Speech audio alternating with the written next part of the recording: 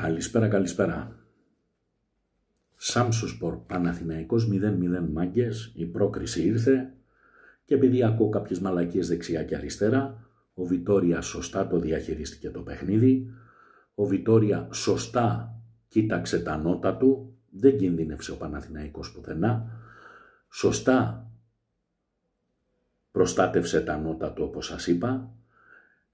Με το παιχνίδι που παίζει ο Παναθηναϊκός, ο Βιτόρια ήξερε ότι θα κάνει ευκαιρίες για γκολ, γίνανε, απλά δεν μπήκανε. Και να σας θυμίσω, μία του Κυριακόπουλου στο πρώτο ημίχρονο πέρασε ΣΥΡΙΖΑ από το δοκάρι, δύο με τον Ιωαννίδη, μία με τον Τετέ που στη συνέχεια της ήταν πεναλτάρα και μία με τον Πελίστρη. Λοιπόν, σωστά το πήγε το παιχνίδι, είχε το πλεονέκτημα, είχε το 2-1 στα χέρια του, δεν χρειαζόταν ούτε να κάνει τα ζανιές, ούτε να το παίξουνε να πούμε Ρεάλ Μαδρίτης, ούτε τίποτα.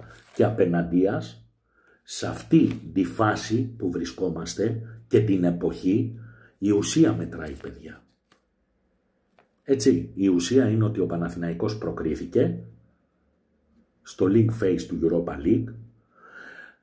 Εάν κάνανε τανζανιές και μαγκές και μαλακίες και τρώγανε στην κόντρα κανένα δύο τσουτσού και φταί και εμένα με έξω, ξέρετε τι θα λέγατε την άλλη μέρα? Τι μαλάκας ο Βιτόρια, γιατί ρίσκαρε? Μπράβο, καλά έκανε λοιπόν και δεν ρίσκαρε.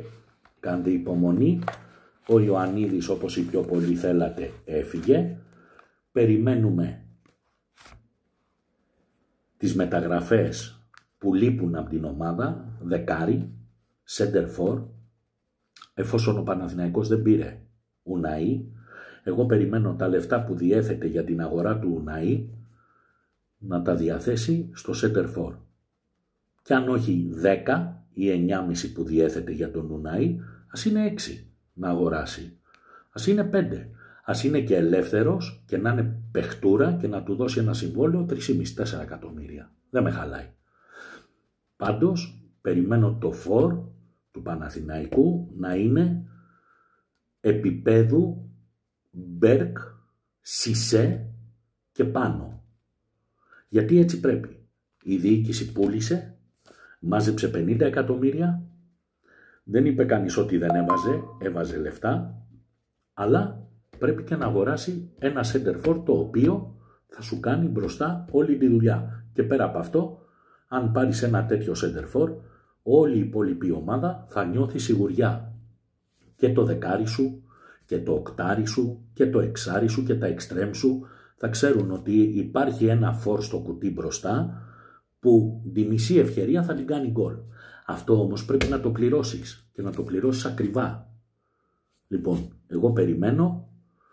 Τη Δευτέρα έχουμε πρώτη του μηνός, την Τρίτη 2. Την Τρίτη λοιπόν 2 του μήνα πρέπει να παραδοθεί η λίστα στην UEFA για τα ευρωπαϊκά παιχνίδια. Περιθώρια δεν υπάρχουν.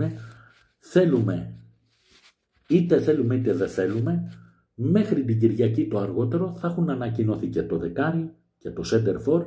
Και επειδή βγήκε και το απόγευμα αργά ένα ρεπορτάζ από τον Ευάγγελο Μίχο και του έχω εμπιστοσύνη, έχουν βγει πολλά από αυτά που έχει πει, αρκετά, τουλάχιστον σαν είδηση, άσχετα αν δεν καταλήξανε σε μεταγραφές. Βγήκανε.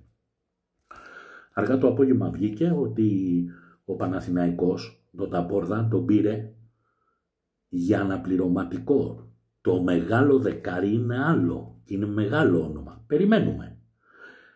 Μπορεί να έχουμε κάποιες εκπλήξεις που μπορεί και να μας κάνουν να τρέξουμε προς αεροδρόμιο. Θα δούμε. Υπομονή. Μην τα βάζετε με την ομάδα. Η ομάδα είναι πάρα πολύ καλή ομάδα. Ο προπονητής έχει δείξει ότι γνωρίζει τι κάνει.